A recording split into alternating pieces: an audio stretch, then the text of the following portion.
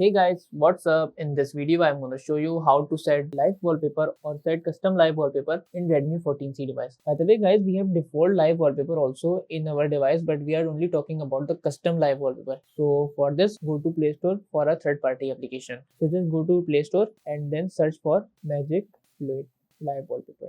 So by the way, this is the application guys which I suggest to everyone to install because it have a very nice live wallpapers. Okay, so after installing guys, just click to open. I have to tell you guys that this application contains ads because this is a free application.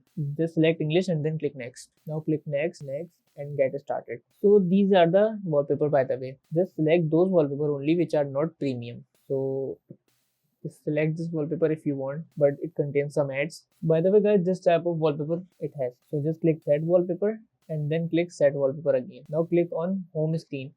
Now go to the home screen guys, and as you see the live wallpaper is now set. So that's how we can set custom live wallpaper in Redmi 14C device. So that's it about the video. If this video helped you guys, kindly like the video and follow us for more tips and tricks. See you guys in next video. Take care.